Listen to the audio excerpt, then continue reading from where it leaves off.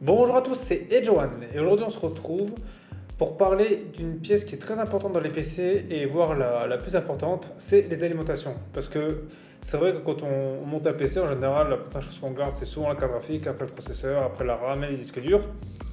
Et l'alimentation, c'est quelque chose qu'on achète, mais c'est rarement le truc qu'on se dit que c'est le plus important. Alors qu'en fait, si, c'est vraiment la pièce maîtresse de votre PC. Parce qu'avec une mauvaise alimentation, au mieux, vous aurez des crashs et des écrans bleus et voilà, des petites choses comme ça. Au pire, ça peut prendre feu et foutre le feu à tout votre appart ou votre maison. Donc c'est pour ça que l'alimentation, c'est vraiment la chose la plus importante pour moi dans le PC. Et c'est quelque chose que c'est vrai qu'on ne dit jamais assez, mais il faut vraiment pas acheter de l'entrée de gamme. Voilà, oui. Et voire acheter que du haut de gamme pour éviter toute mauvaise surprise. Parce que justement aujourd'hui, je vais vous faire une petite vidéo en vous expliquant des petites mésaventures que j'ai eues justement avec une marque d'alimentation. Et que pour moi, je vous déconseille dans beaucoup de cas. Voilà, pour moi, il n'y aurait que peut-être un seul cas que cette alimentation pourrait être utile, sinon le reste, moi je vous le déconseille. Donc cette marque d'alimentation, c'est la marque Fox Spirit. Alors Fox Spirit, c'est une marque qui est vendue que par DLC, mais c'est une marque qui fait partie de Seasonic. Alors au début justement, moi j'avais acheté cette marque parce que je me suis dit, bah c'est que c'est un peu moins cher que les autres. Voilà, c'était un peu l'époque où il y avait des pénuries partout, les alimentations c'était compliqué de les trouver. C'est vrai que je pense que j'avais trouvé une allez, pour dans une centaine, 110 euros, quelque chose comme ça, même pas pour 1000 watts. Donc c'est vrai que c'était quand même une belle affaire. Et en plus, j'ai trouvé le logo était sympa. Je me suis dit, voilà, c'est comme une marque qui est vendue par LDLC. Ils sont partenaires Sonic, donc ça doit quand même pas être quelque chose de si mauvais. Après, j'ai vu qu'elles avaient des choses sympas aussi. Par exemple, vous voyez, les câbles, en fait, ils ont l'air super épais. Donc je me suis dit, moi, avec des câbles comme ça, ça doit bien vraiment protéger de la chaleur. Voilà, il doit y avoir aucun risque justement de surtension. Parce que si par exemple, on prend les câbles par exemple, des alimentations Corsair, voilà, c'est du plastique vraiment tout souple, tout fin. Donc on- ça a un aspect plus fragile, alors que ça, on se dit, bon, bah, ça peut résister à toute épreuve. Voilà, c'est avec du câble tressé, là, c'était vraiment quelque chose pour moi qui était pas mal, donc c'était un bon point. Et après, l'autre bonne chose aussi, c'est que dessus, en fait, derrière, voilà, il y avait un petit bouton pour pouvoir arrêter ou mettre en marche le ventilateur, et ça, je trouvais ça top, voilà, si on voulait ou pas activer le ventilateur de l'alimentation. Bon, en soi, vu que ça n'avait pas de bruit, pourquoi pas l'activer tout le temps? Mais voilà, c'est comme quelque chose de pas mal. C'est des petites choses que j'ai trouvé sympa, honnêtement. Quand j'ai vu les alimentations là, je me suis dit, voilà, en plus, ils sont pas super chers. Il y a des petits gadgets en plus.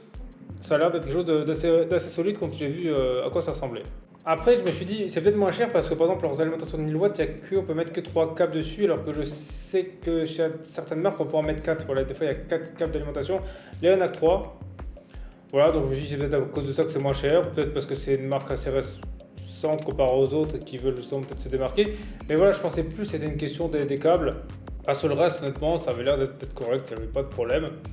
Et jusqu'à un moment où j'ai commencé à avoir des problèmes que je n'avais jamais eu avec les alimentations Corsair. Voilà, moi j'ai connu que les marques là comme alimentation, donc je sais peut-être les autres sont aussi bien, mais voilà, moi je vais comparer à celle-là parce que je connais que ça.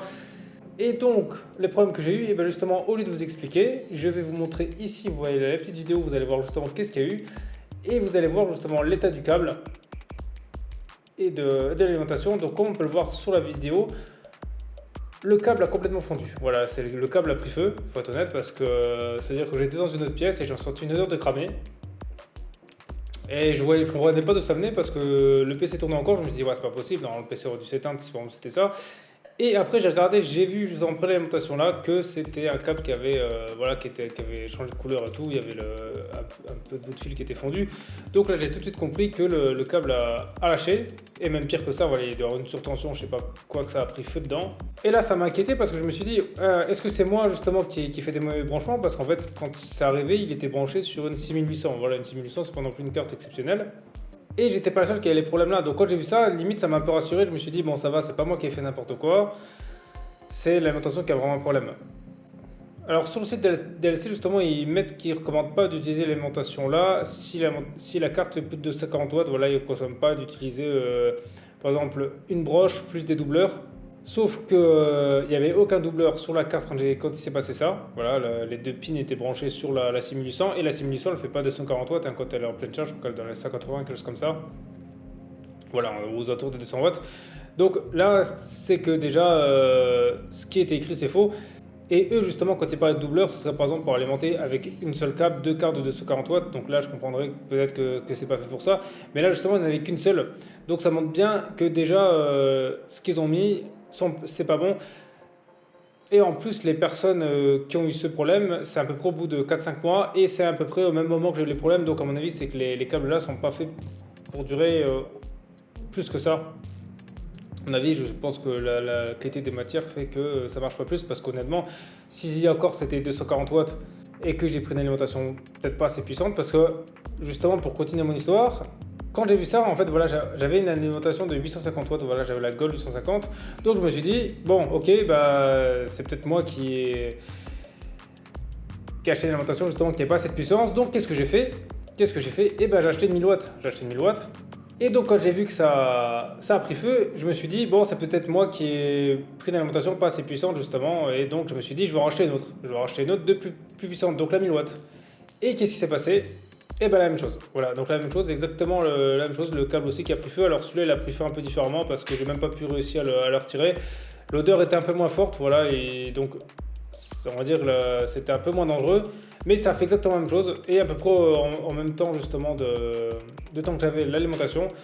Donc quand je vois ça sur deux alimes, ça montre bien que l'alimentation a un problème.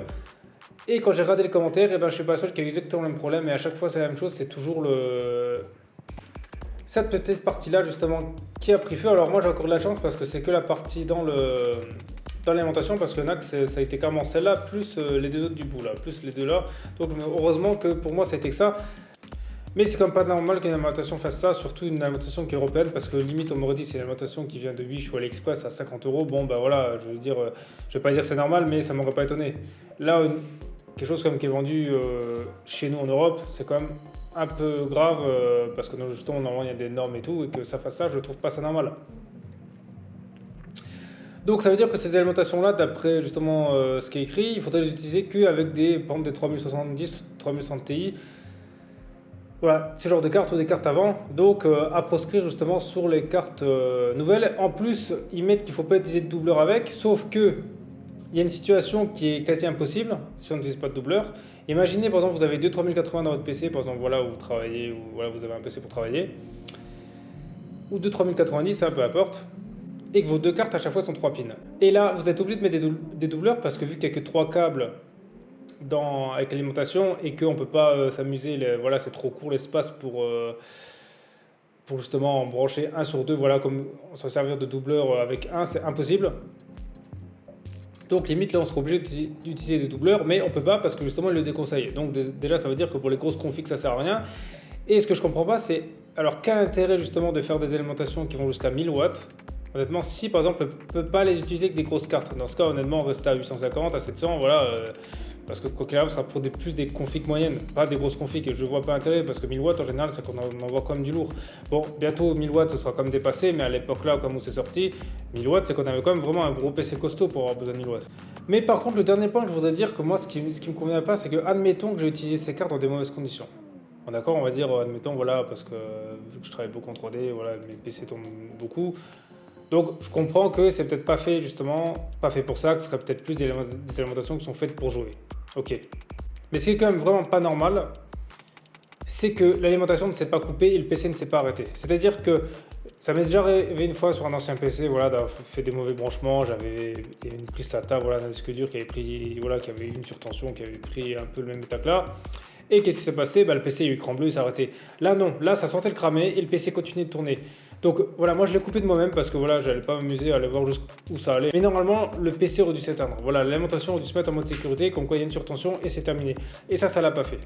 Et ça, c'est pas normal parce que ça voudrait dire que si j'aurais pas été chez moi au moment là, eh ben ça se trouve, il y aurait tout qui aurait pris feu. Voilà, je sais pas où ça aurait été parce que normalement, les alimentations sont censées justement s'autodétruire ou stopper tout pour justement éviter ça. C'est ça justement qui fait la différence entre les alimentations, on va dire, européennes et celles qui viennent de Chine. Parce que quand je vois ça, honnêtement, prenez une alimentation chinoise à 50 euros et ce sera la même chose. Vous aurez pas, là, je trouve comme ça qui est pas normal parce que pour moi, ça en fait un produit dangereux. Après tout ce que j'ai dit, pour moi, cette alimentation, elle pourrait convenir à un seul type de personne, c'est justement les gens qui jouent de temps en temps, voilà, qui jouent comme ça de temps en temps et qui sont tout le temps là parce que quand on joue, on est à côté de son PC, quoi qu'il arrive, donc c'est sûr que si pour une odeur de cramé, on peut le copier direct. Parce que sinon, si vous travaillez avec votre PC et que vous le laissez tourner la nuit, hein, voilà, des fois on fait des rendus, c'est en plusieurs jours, hein, on va pas rester à côté du PC à regarder ce qu'il fait, ou même on le met pas dans la même pièce parce que sinon pour dormir des fois c'est compliqué, et ben là, là ça va pas. Et ça, c'est quand même dommage que c'est pas précisé parce que limite, quand je vois ça, je me dis pourquoi ils font pas des annotations limite type utilisation usage intensive et utilisation, on va dire, plus classique. Donc j'espère qu'après justement ces retours-là et puis que les autres personnes sur Internet, et ben, que cette marque justement va peut-être faire quelque chose pour améliorer ça parce qu'ils ont vraiment un problème au niveau de leur câble. Il faut être sûr que c'est pas normal qu'une marque que ça fasse ça. Surtout que c'est des prix qui sont pas vraiment beaucoup moins chers que les autres alimentations. Alors certes, c'est un peu moins cher justement que par exemple des Corsair ou des Asus ou des Be Quiet. Mais on va dire dans le reste, ça reste quand même, on va dire, ça reste presque au même niveau prix qu'une Gigabyte ou qu'une FK, voilà, c'est le même prix. Donc quand on fait des produits au prix là, essayez justement de au moins faire un produit qui est moins pas dangereux. Déjà, juste que l'alimentation se coupe, ce serait déjà quelque chose de bien, parce que c'est quand même pas normal que ça prenne feu, là, que vous voyez l'état du câble et de la lime, et qu'au final le PC s'est pas coupé, parce que là il y a vraiment une surtension, et normalement il aurait dû le remarquer sans besoin que j'étais de moi. Après voilà, justement, si vous êtes joueur et que vous n'avez peut-être pas non plus un budget énorme, parce que c'est vrai que ces alimentations là, des fois il y a des bons prix, vu qu'elles sont vendues par la LDLC, il y a des fois des moyens d'avoir des bonnes réductions et tout. Bah, prenez-les quand même. Si vous êtes joueur, voilà, il y aura pas de problème. Si vraiment justement vous n'avez pas une grosse config, voilà, prenez-le. Voilà, ça c'est vraiment, je vous la déconseille juste si vous avez une grosse config, donc prenez peut-être justement une de 600 watts, voilà, ou 800 watts max, voilà, si vous avez justement juste une seule carte, ça le fera. Donc voilà, après si vous avez des questions, n'hésitez pas à me le dire dans les commentaires. Et sinon, merci à tous d'avoir regardé cette vidéo, c'était Edgeone, on se retrouve très vite pour une prochaine vidéo.